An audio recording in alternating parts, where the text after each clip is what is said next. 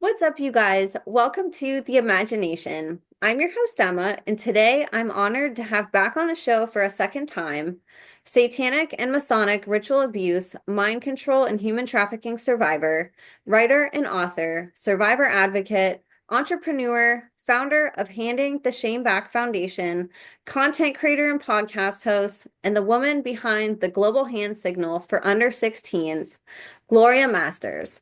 A little bit about Gloria if you missed her first episode and or if you are new here. Gloria was born into a multi-generational incest-based family in New Zealand and survived 16 years of heinous abuse at the hands of her family and the same people who should have been protecting her. Her father sold her to gangs and other groups, and Gloria was forced to be a part of over 100 child sexual abuse materials, mainly videos.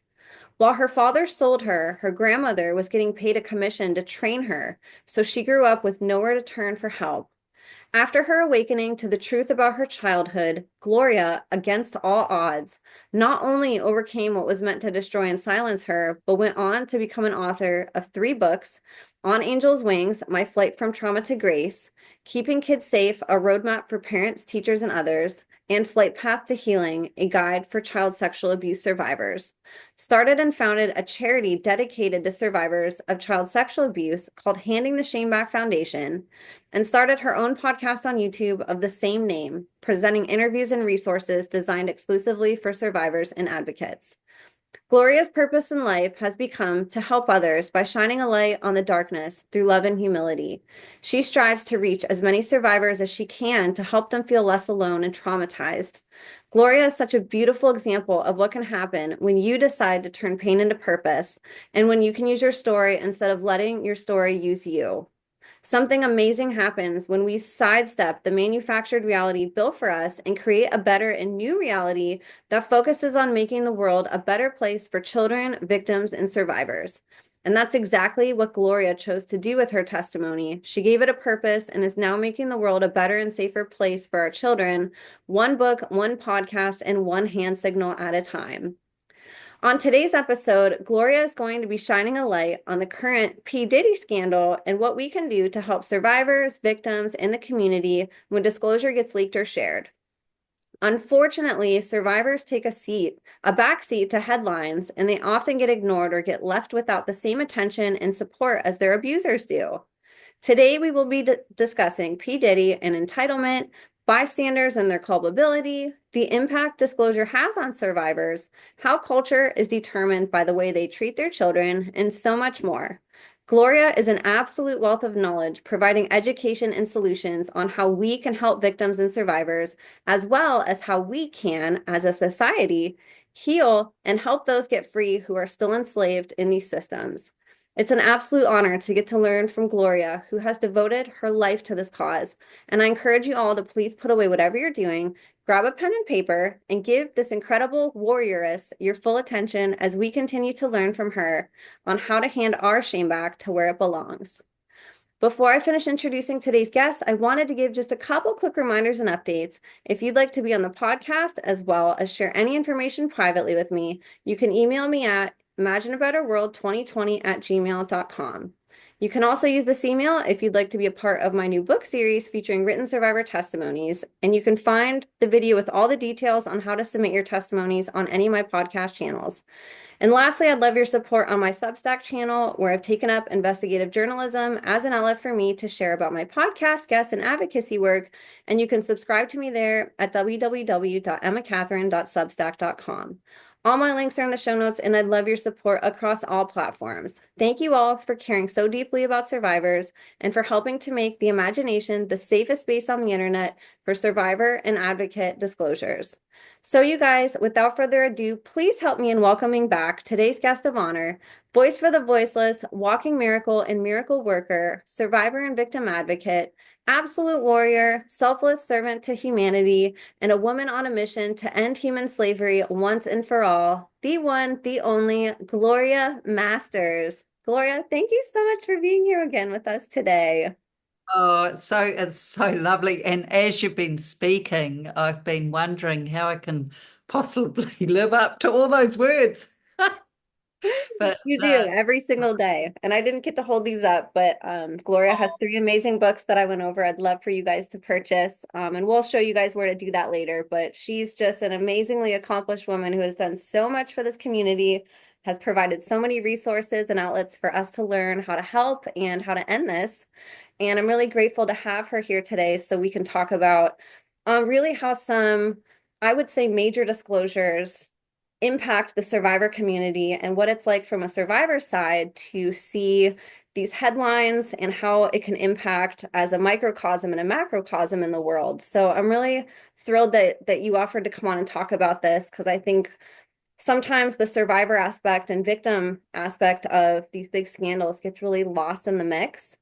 And I think it would be really helpful for people to sort of learn how to show compassion for people who maybe, whether it's excited, confused, traumatized, whatever it is that they're going through as these disclosures are happening, what that looks like and how we can support the community. So I really want to pick your brain about this, Gloria. So I wanted to see, first of all, when you saw this headline come out, what was your reaction emotionally and mentally? How did you react whenever you saw that headline come up and sort of saw how people were reacting in the world to it?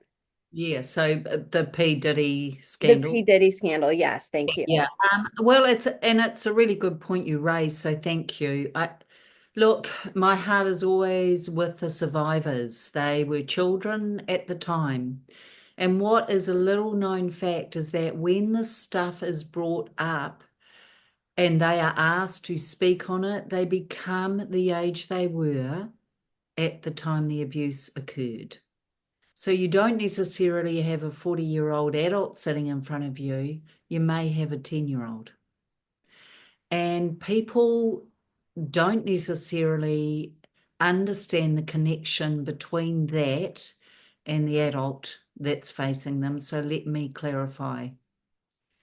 Because of the nature of child sexual abuse and trafficking, we are conditioned to never speak, and we are conditioned usually through manipulation, which involves fear. It may have been something like, if you tell anyone, you'll never see your mother again, or I'll kill the family dog, or I'll do this to your younger brother. And so we learn very early on to shut down, be quiet, and hold that big, dark, ugly secret.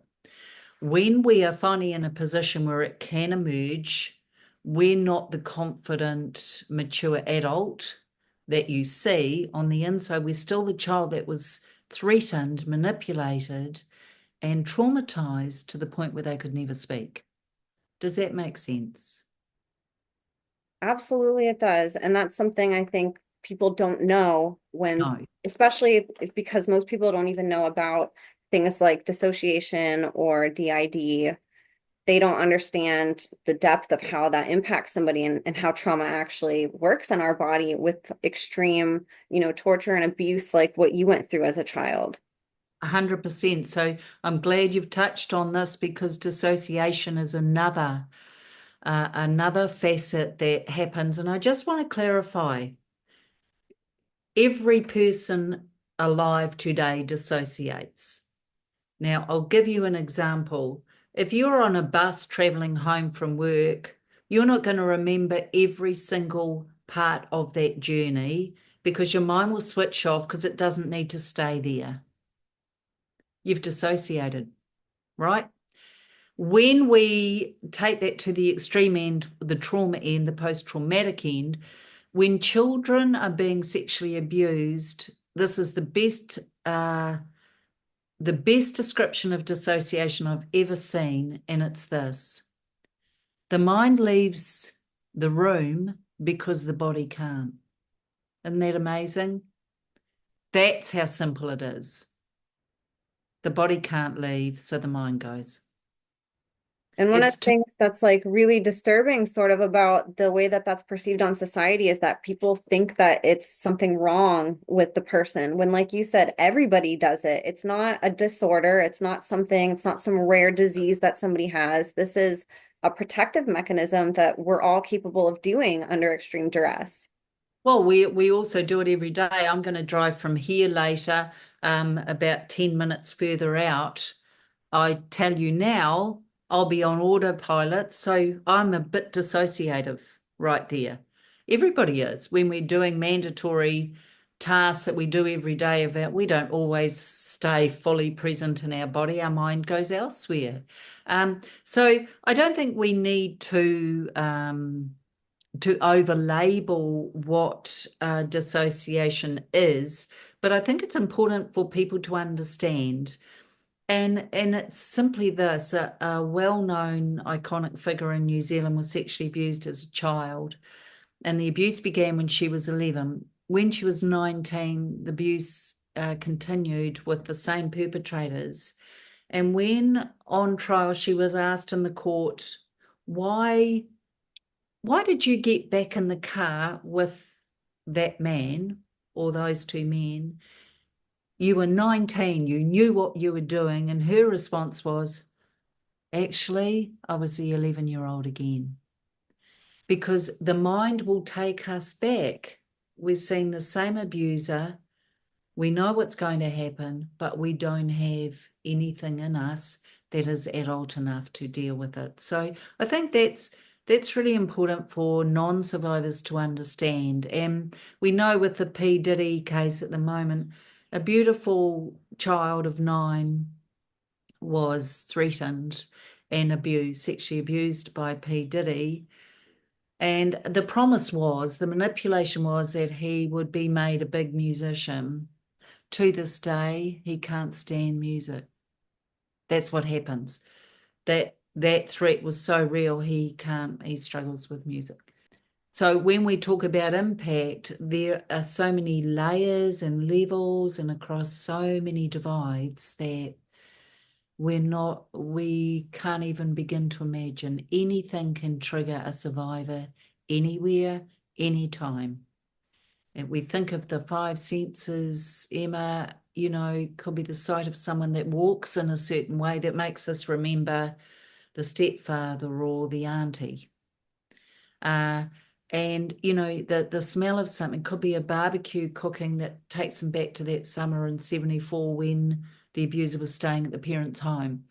We just don't know what's going to come and how, but we do know this: the body never forgets. And I want to give a beautiful hello and lots of love to the amazing survivors watching. I see you and I'm so proud of you. The thing is, these people have undergone so much and overcome so much, and they just deserve all of our love and respect. Absolutely. And thank you for bringing that up. I think we who haven't gone through extreme trauma and maybe don't have a lot of triggers in the world, we take it for granted that things that we see every day or hear could possibly hurt somebody else, bring up memories that are really painful for people, and it can be confusing. And I've even heard survivors say, it's really frustrating. Like my conscious mind knows that I'm not that age anymore, but my body doesn't, and my body reacts just like how I did going through that, like how you were saying. And I know that that can even be really hard for survivors just to dealing with that, because they're like, come on, I'm an adult. Like, why am I dealing with this? But it's like your body doesn't know that you're 30, 20 years down the road. Your body in that moment thinks that you're still in that moment, and reacts to it that way. But I've got a lovely little mind hack, and survivors, please use it. I came up with this when I was going through some pretty awful triggers and memories surfacing. And it's simply this: when you do get triggered back in and you react the way you did as a child, just remember simply validating and vindicating that what you went through is truth. Otherwise, why would it be there? So I take that as confirmation. And I think we need to flip the switch sometimes and turn it into affirmation, confirmation, and kudos to us as survivors. Thank you for sharing all of this. And I love when people share tips too, because it can be hard, I think, sometimes to find information if people don't know where to look. So I always welcome any and all tips for healing Yeah. and, how to get through these little hard moments in life. And so let's talk a little bit about entitlement. I think that that word in general, I think, can be applied to a lot of abusers Yeah. and, whether it's how survive or not survivors, society treats them, that they should be entitled to have certain things or, have a certain degree of respect that we don't acknowledge that maybe behind their facade in public, there might be something we're deceived on. We don't actually know these people. We just see who they are with their music and movies and whatever else, if they're a lawyer, whatever their career is. But I think entitlement plays a big part both in society and with the people that end up making these headlines. I'd love to get to hear your perspective on that. Yeah, and look, I thank you for raising that. I think that's really important. When we look at P. Diddy, for instance, and you can throw Weinstein and Epstein and other abusers in there as well, other predators, there's a sense of entitlement. I am this person, I have this stature, I have all these sycophants around me who will just, adore me and love me and give me and do for me whatever I want. I'm entitled. I can, therefore I will. And that's what I'm leading to when we talk about child sexual abuse and the trafficking of those beautiful children and what went on. He did it because he could.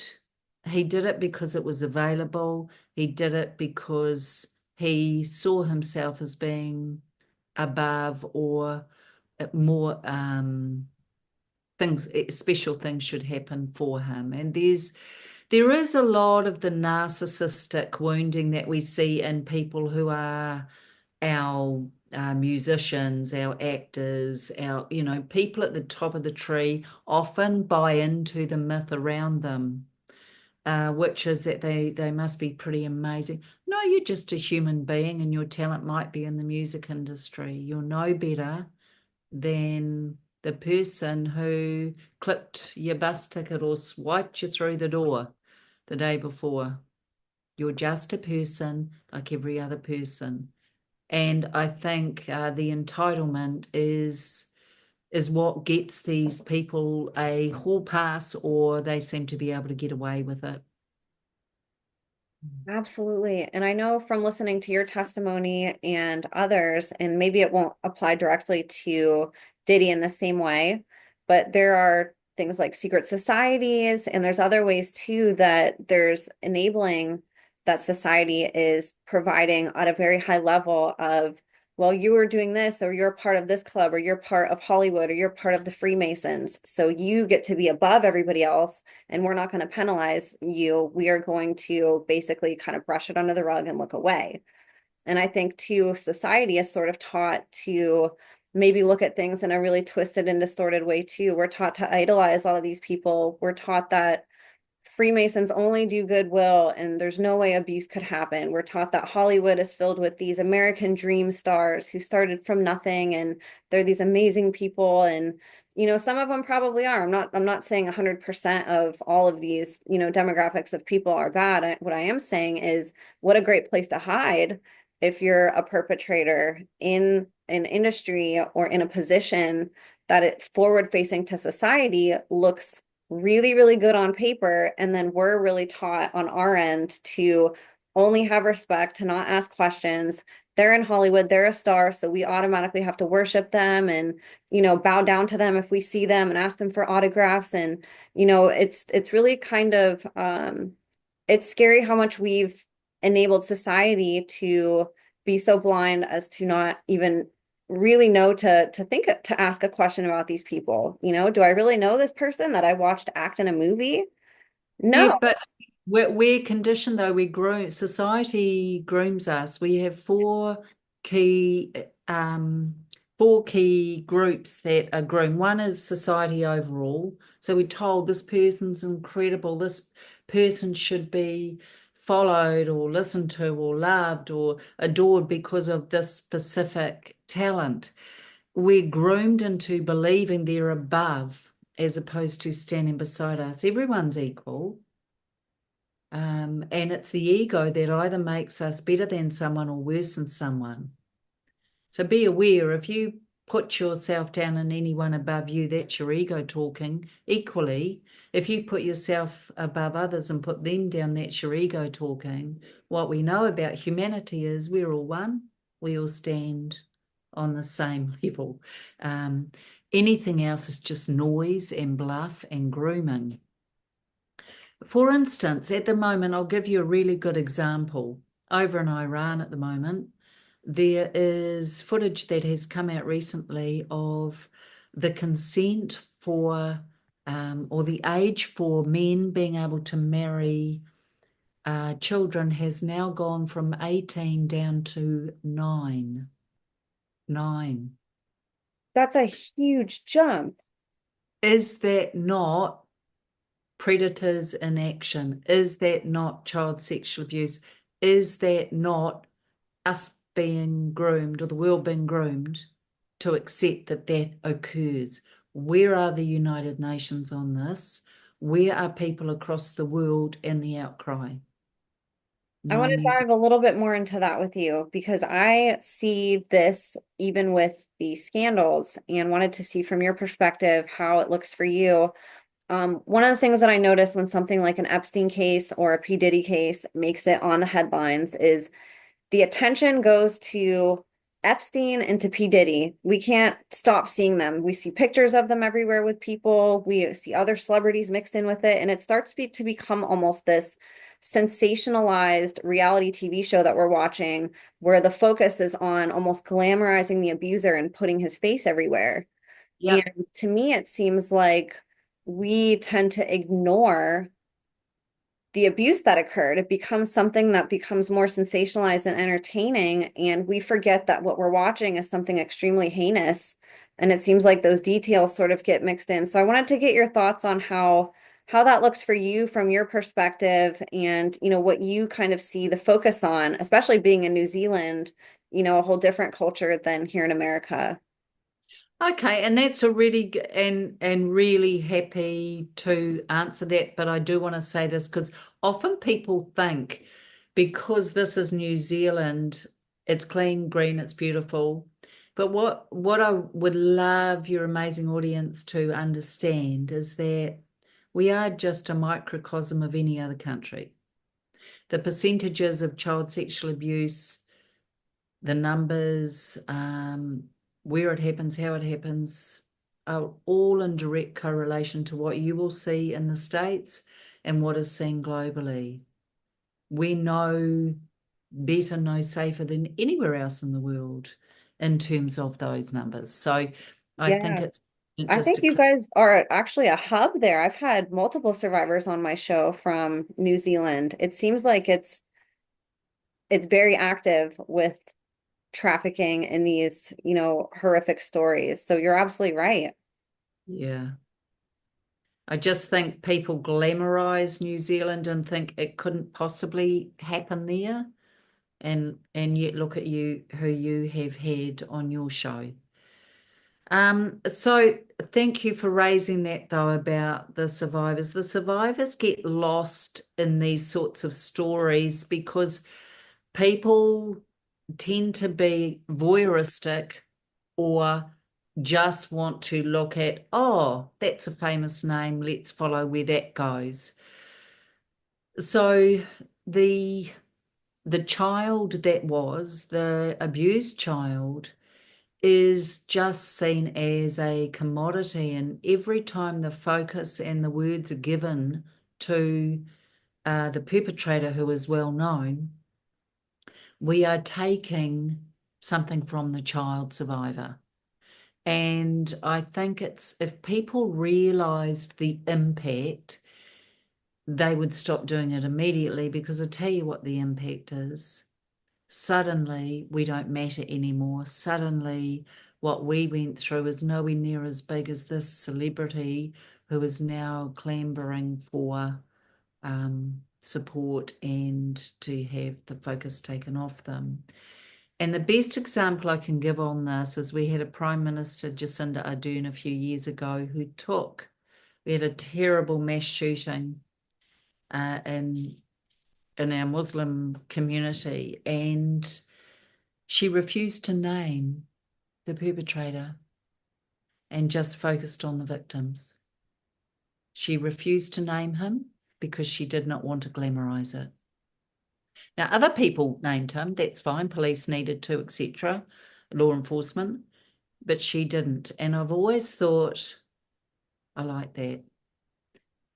Let's stop naming the name. Let's focus on the people who have survived it or those that are left behind. So thank you for raising that. Absolutely. And you're absolutely right. We do need to name the names because we have to, hopefully we have authorities that will do something with those names that could be helpful in getting justice for the victims. But I just feel so sad because you almost see people posting and engaging with these scandals in a way that is entertaining and sensationalized instead of that utter heartbreak that they should feel for what happened to actual human beings around these people. We sort of lose our empathy for the situation as a whole, and it becomes something popular almost, or something like fun to post about and to, be curious about. And I think if people actually knew what these victims went through, they would be, shaking in a corner, not wanting to, sensationalize this and, just focus on these abusers. We'd want justice for the victims and to be sharing their story of what they went through. Yeah, and I think too, it's that that show of solidarity, and you often see it. People do like to look into other people's lives, and they do like to um, have a quick fix. And when I say that, I'm not judging, but we're now conditioned to look at your phone. If something hasn't grabbed you within 2.5 seconds, you're going to move on to the next thing. So a lot of this is clickbait. Click, click, click, click, click. Yes. Um, and I just think sometimes we've lost our compassion actually. And if people could just spend a bit longer thinking about that survivor and those beautiful, strong people who have come forward as survivors in the P. Diddy case, good for you. That must have been so difficult to do. And it takes such courage to speak. And one of Yeah. the other sort of microcosms, I think, too, that happens when we focus on just the abuser, and I know that this is a point that we wanted to talk about, so I really want to hear your perspective too. I think people genuinely, a lot of people, if they actually know what's happening, a lot of people, at least for me, I get asked all the time from people like me who care, what can I do? What can I do? I want to help, but I don't know what to do. I think too, when we just see P. Diddy everywhere, people feel very disconnected that I can help or I should get up and I can do something because they're like, well, this is an untouchable person. Like, I'm never going to see this person in my life. Like, there's no way I can help the situation. I have to trust that authorities are going to do it.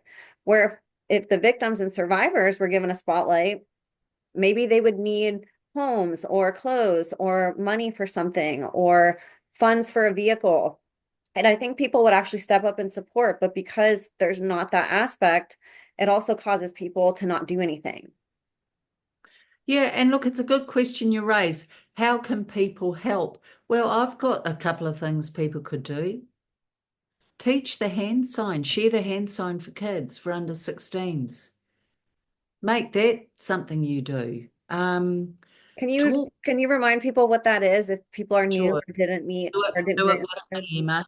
So hand up, thumb across, closed fist. Hand up, thumb across, closed fist. Now, a child won't do it like Nanny Gloria, the Nana.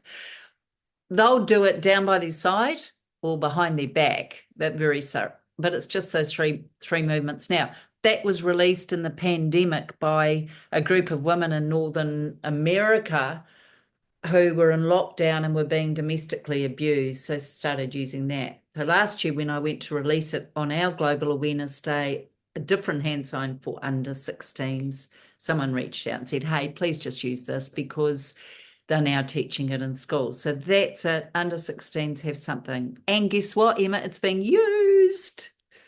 We're saving some kids. That is so wonderful. That's so, Isn't that amazing? yeah. I mean, it's like how you had said it in the first episode. If that would have existed whenever you were younger and people would have known, you could have used it and somebody could Oh, have been on alert that, oh, this girl, something's happening with her and I should try to get help for her. But there wasn't anything like that. look, and just to follow up with that, we have to stop expecting children to speak. Children show us through how they interact, through their behavior, through their play. That says everything. Stop asking children to speak. We know that only 5 to 10% of children who are being abused will ever speak. So please, Emma's amazing audience, teach the hand sign. If you see it being used, don't just say, I saw that. If you're a little bit unsure of what to do, grab an adult near you and say, can you come with me? I want to follow where they go. I want to maybe take a number plate of the car, um, take a photo of the child. Do something. Don't do nothing. If you see something, say something. If you hear something, do something. So that brings me to my next point. Yes, we have predators out there, twisted, sick individuals who think it's okay to hurt children in this manner. By far the bigger group that concerns me are the enablers. And these are the people, Emma, who know someone or suspect someone or who are aware that their interest lies in children and sexually abusing them. And they do nothing, they say nothing. They are the bigger group. And we know if we had all of that group watching out for children, protecting children, and being aware of what children are trying to show us, those predators would have to diminish in numbers because there's too many, many more of us. I'm talking safe adults. So if you're a safe adult out there, it's your job to protect children just as much as it's mine and Emma's. That's a great point. I've heard from so many people just from doing this podcast, even people that I grew up with who were like, oh my gosh, I had this creepy uncle in my family and I don't remember anything necessarily happening. He was just super creepy and would, acted really weird around me. And my mom would just say, come on, it's your uncle. We have to be nice to him. Just, deal with it. We're just here for dinner. And I've heard that from so many people that it just sort of gets, well, just deal with it. You silly kid. Like you can deal with it. If there's an uncomfortable adult, just suck it up and deal with Yeah. it. It's going to be done. And And yet you'll love this meme and excuse, I won't say the swear word, but you'll love it because of the point behind it. And it's a meme and it says, stop telling your kids to be nice to Uncle so and so, but just avoid him as much as you can, and start telling Uncle so and so to stay the F away from my children. You are not welcome here. amen. Wouldn't that be something? Amen. Wouldn't that be something? Emma, whose job is it to protect children? If not you, then And who? who? It's our job. They're all of our children. Yes. That's my last quote in the book, Keeping Kids Safe. And I want to bring that to there. The the book, I'm not trying to sell copies, I don't need to, I but am. We need to sell these. Everybody needs oh, them. I'm just trying to educate people. People say, I didn't know this was happening. Please start reading about how it's happening and what you can do and what to look for and how to inform your children of body safety rules and keeping safe.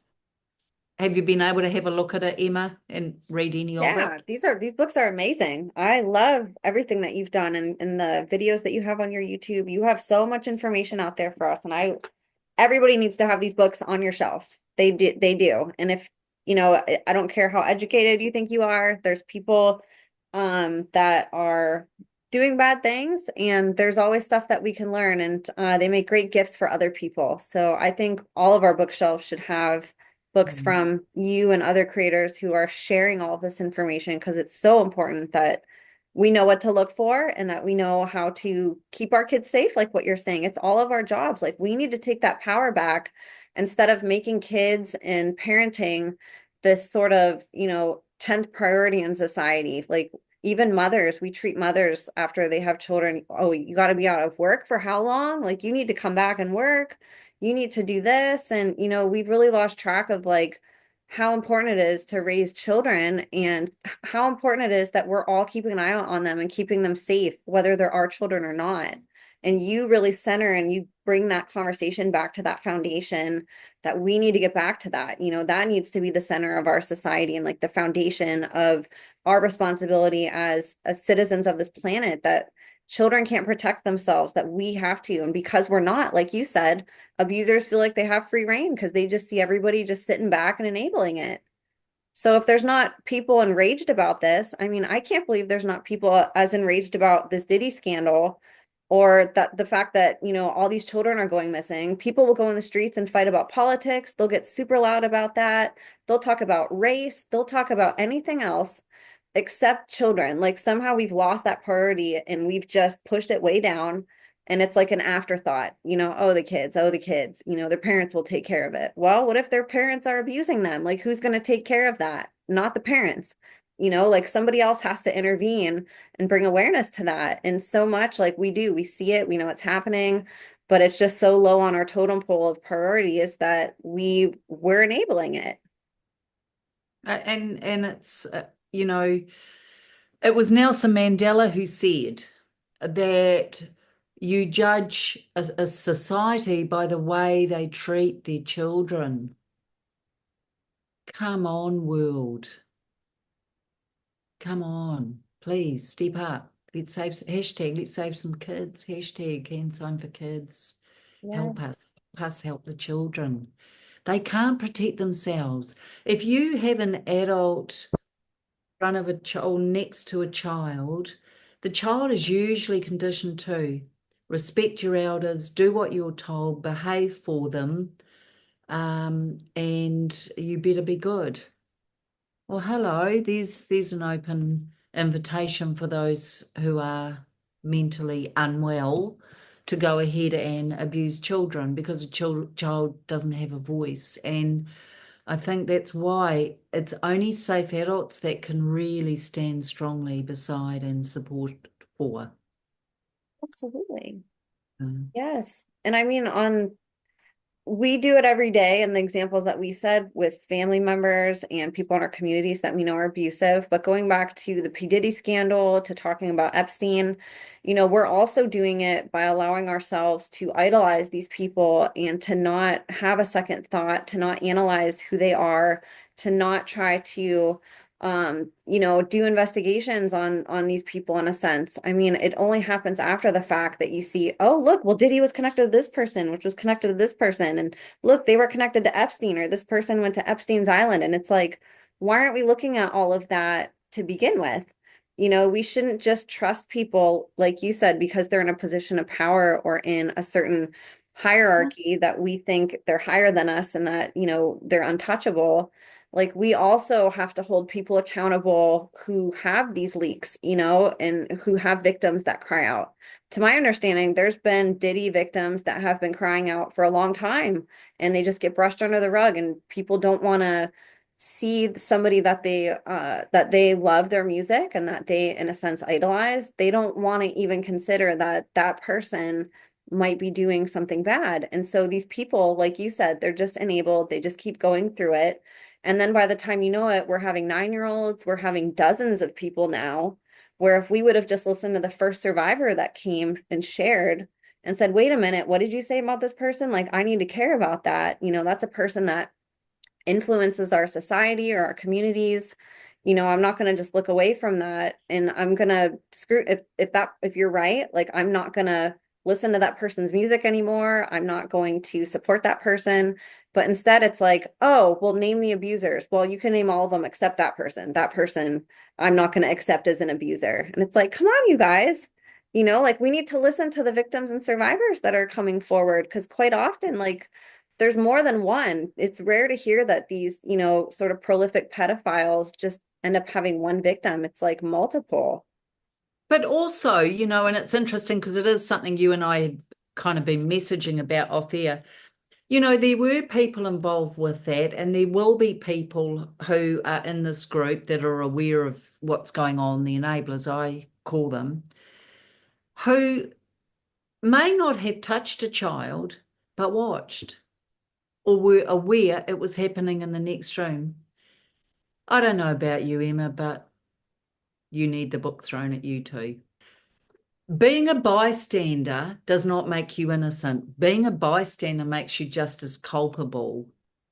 The horror that went on for those survivors, the way that they were hounded. You think of Epstein and those amazing young women that finally found the courage to come forward. They were hunted down. They had to leave, they had to change states in America where they were living. They were given such a terrible time because they exposed a pedophilia ring so big and so powerful, we still don't know the names. What's your feeling? Are we ever going to know the names?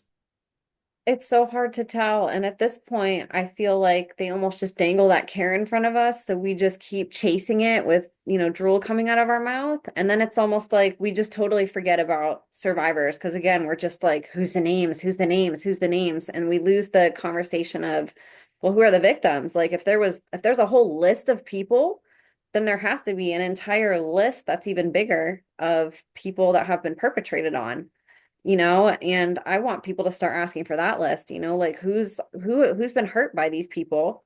Of And course what we do they need from us? exactly, What yes. they need. Yeah, and I hear you. So look, at the end of the day, I think, and I'm not really a person who's black and white, but I am moving more towards this, Emma. If you're not on the right side of this, you're on the wrong side of it.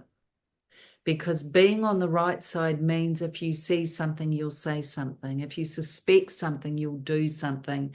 If you're aware of someone who is doing things or purchasing child sexual abuse materials online, their aim is to sexually abuse a child. And we know that sites like Temu, sites like Amazon, and others, in case you didn't know, Emma, have child sexual abuse dolls for adult men and women to use. Now, when I speak to the police about this, they tell me that's a very small step then to sexually abusing a child. So, my question to your audience is, are you still going to shop at Temu? Because that's what happens. We're just being so groomed to believe this is acceptable. Is it? How is it? Why is it okay? What are we doing? Come on, Will, wake up. As a survivor who has become a whistleblower, which you've been, not only doing that, but you've been just supporting the whole community and you've helped so many people one-on-one and then with your work. For you, if you could have, say, the perfect world where people stepped up and reacted in a way that was really productive, how would that look? If a scandal happened, for example, on your end, what would make you just ecstatic to see with society reacting to that? Well, I think instant media, not attention to the survivors, because some survivors are just so traumatized. It's just a double abuse. But behind the scenes, a call out for what does this survivor need? What do their family need to help them through this? So, GoFundMe to help support. Equally, name and shame whoever what the perpetrator was, so that immediately their acts and services and whatever they are providing or known for are blacklisted, like instant. Things like immediate compensation for the survivor, immediate protection for them, because we know this goes right to the top of the tree and people come after survivors. As you and I talked about off air, I've had so many attacks on my social media things being watched, taken down, strange things happening. I won't even go into it, but people don't like the truth, and it doesn't serve those that wish it to continue. So to me, the best case scenario is, yes, let's put it out on media, but let's do the survivor focus and let's get what they need in front of them. Law changes around this, so that our conviction rates rise, because our conviction rates are so very low. Now, I'm not blaming police for that necessarily at all. But the way our justice system is configured, I even have top lawyers tell me it's the injustice system, because survivors have to bring so much to the table. And so often, if it's historical, like mine is, it's he said, she said. And no one wants to believe this happens, remember? So it's easier to believe it doesn't. You only have to look at the um, Melendez brothers, and now they're being believed, years, decades later. Now they're being believed. But they weren't believed initially. It was a hung jury simply because the men on the jury refused to accept that boys were sexually abused. The women could believe it, men wouldn't. So, there's layer upon layer, but my wish list is to have whatever the survivor needs. Survivor voices at the table with all of it. Stop getting psychs, mental health professionals, and others as the only key speakers. Start getting lived survivors who can share experience in a healed way. I don't mean get the ones who perhaps aren't quite there or who have an axe to grind. Get the healed survivor voices at the table to advocate and to advise what is needed. Absolutely. And on that note too, I think one of the biggest, what's the word I'm looking for? One of the biggest responses that can be negative that a survivor hears when they come forward, which can be extremely discouraging, is show me your proof that this happened to you as a kid. Yeah. I'm sure you've had that, or that you've worked with people who have struggled with being asked that. What is your response and advice for that response? And then for people who automatically think that and have to go say that instead of offering support, what are your thoughts on that? Yeah, so look, I still get it. I get called a liar. I get called all sorts of names. And I still get people who I consider friends say, "Are you sure?" Or "How could that have happened?" So you still get it. And they're very quick to assure you that it's not that they don't believe you, it's more that it's so unbelievable as to how could that even occur. People do the best they can with what they know. This is horror. And it's that cognitive dissonance, Emma, which is, it goes against their ethics, morals, and values. And it's so untenable as to be, I'm going to turn away from it. I can't even think about that. So that's what happens. And that's good people that struggle. But I think instead of saying to a survivor, um, oh, are you sure? Or, but you liked him. I remember you got on really well with him. Instead of saying stuff like that, which is wounding for us as survivors, by the way, you're wounding us. I think finding words like, oh, tell me more about that, or what do you need from me right now? Or how can I support you? Or I'm here. I'm here to listen. That's a great response. I wish more people would, because I think at the end of the day, that is kind of what people mean is they want to know more and it's a very hard reality for them to accept. So they say that and it just sounds so demeaning to the survivor. And like you said, it's abusive. They're finally finding the courage to come forward and talk, and then we're saying, show me the proof that this happened when you were 3 years old. And it's like, really? You think that they're gonna have that the adult is just gonna give them proof and be like, here, keep it for whenever you get older and somebody asks, go show them. Like that's Yeah. not how this works. And I think that's why like I really love and appreciate these testimonies, because when you listen to a survivor share their story, all of a sudden it's like, oh my gosh, I can't believe this happened to you. It all makes sense when we just listen and we take the time to explore the things that maybe we have cognitive dissonance of or don't want to believe is happening. When you actually listen to these stories, there's so much overlap, there's so much patterning that makes it true, and that you can tell just by listening, and it's mind-blowing. These testimonies, they validate themselves, and then whenever you compare the testimonies, all the overlap and similarities, it's undeniable. It's everybody from all over the world having the same experiences, all these survivors. That's not a coincidence. That's a pattern. That is a sophisticated network, and a sophisticated type of abuse. And I think too, when we get curious about it and actually learn, it becomes something that we don't have to question if it's real or not. We just automatically feel empathy for it and want to help. I do want to give a couple of, and I like what you just said, actually. I really appreciate that you do this. I do want to say to survivors watching, though, there's no expectation on you to justify, rationalize, explain, or reassure anybody that what you are sharing is truth. That's on them. Your only job is to give grace and self-compassion, uh, and have self-compassion. And the reason for that is because haven't you been through enough? Haven't you had to survive what you did already?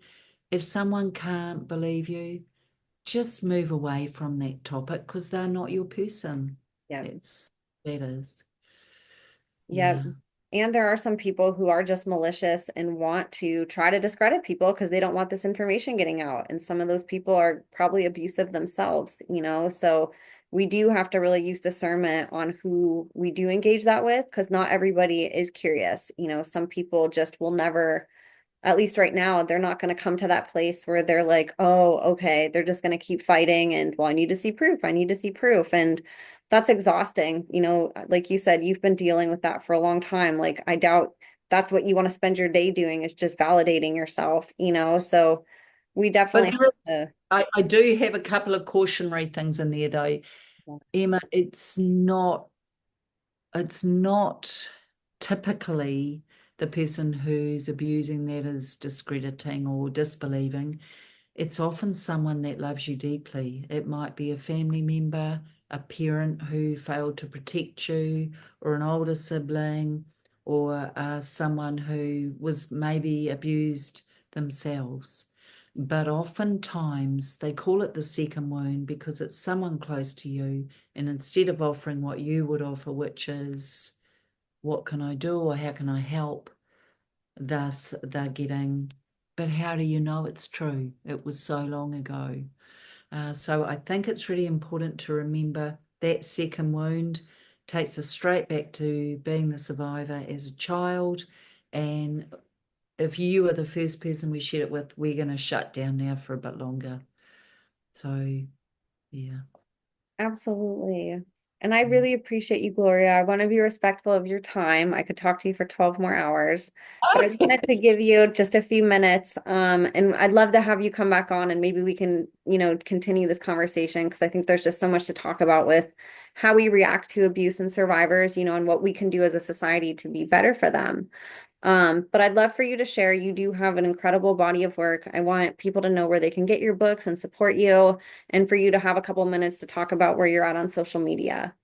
Oh, thank you. Thank you. So, look, there's a couple of things on offer. So if people go to gloriamasters.com, and I'm sure Emma is really good at putting it in the show notes, that's where I offer coaching for survivors or those concerned about survivors.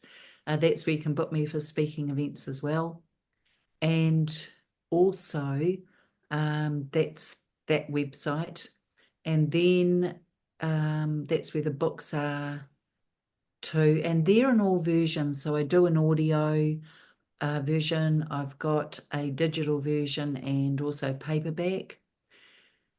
they're also all available on Amazon, simply because the postage for people across the world is just counterproductive. So if you're on this side of the world, it's easier and cheaper to go through gloriamasters.com. If we now go to handingtheshameback.org, that is where you will see all the survivor information, resources, and kind of tips, and for those supporting survivors as well. So that's the website. You can sign up to the newsletter, and that's free. All of the resources are free. I never want a survivor to pay for anything, unless, of course, you've got money that you'd like to donate to Handing the Shame Back. We're a charitable trust, and we can do more if we have more. So handingtheshameback.org, if you click on the red arrow, it's our carousel. Emma, we're supporting survivors, we're sharing the hand sign to keep kids safe. And if you keep clicking, we're also providing resources to uplift survivors. So you'll see our t-shirts, and we get people all across the world who purchase those if they're going to court, or if they're confronting an abuser. And even on our Global Awareness Day, they will do that. So we're here to support and provide resource to the amazing survivor family globally, and we stand with you. So that is those two. And then if you go to YouTube, you'll see where our interviews and our podcasts are kind of shared, and that's where you'll see all of the survivor voices. So I have just as many men as women on the show, and there's a survivor interview a week. And my great honor, and I'm very humbled to be able to offer that. So that's me.com. It's all about me.com. And that's Handing the Shame Back. You can pretty much type that in anywhere, and she will, all her social media sites will populate. I haven't seen too much mixed in with that. Whenever I just type it in Google, it seems like all your stuff comes up first. And she's also on Instagram. You guys can find her on Facebook. She's also on LinkedIn and X. So you guys can find Gloria across all these platforms. And I really encourage you guys to support however you can, even if you can't purchase books, if you're not in a space where you can do that. A really great way to support is just to go hit follow on these platforms that you're probably using anyways. It's a really great way to show anybody that is, denying that this exists or coming against survivors that, hey, we believe them and we have eyes on them and we're here, we're their army. It's a really beautiful thing when we can stand by them and support them. It sends a really strong message out. And the more of us that do that, the less this becomes some conspiracy conversation, and the more that it can start becoming a more mainstream conversation that isn't so taboo, and that we can start shining a light on, but that really starts with all of us being able to come together instead of apart how they want us, and really building a strong foundation that's organized and that's supportive of each other and that's lifting each other up and sharing each other's books and everything. So I would definitely encourage you guys to please go support her on both of her websites, I should say. Tons of resources, blogs. She has her books. You can hire her for speaking, for coaching, like she said. You can contact her. If you guys do podcasts, I highly encourage you to invite Gloria on. Again, that helps make these conversations more acceptable to all of society instead of just being this little niche conversation that we have in the conspiracy corner. We all know that that's not what this is, and it then puts pressure on bigger journalists and these bigger platforms to start also inviting these conversations in. So really easy way you guys can support is just following, purchasing the books, buy them for as a gift. We have Christmas coming up. If you guys do gift exchanges, books like this can be a really great way to introduce people or help educate other people in our lives. And then you're also supporting a survivor. So please go dig into all of her resources, go follow her. And Gloria, is there anything else that you wanted to share before we wrap up today? Oh, just, to the beautiful survivors, never give up. There's always hope. And I see you, I stand beside you, and I believe you. And with that, you guys, I will have all of Gloria's information in the show notes as well as mine. Please keep in touch with us. We can't do this without you guys. Thank you for listening. God bless you, and we will see you next time.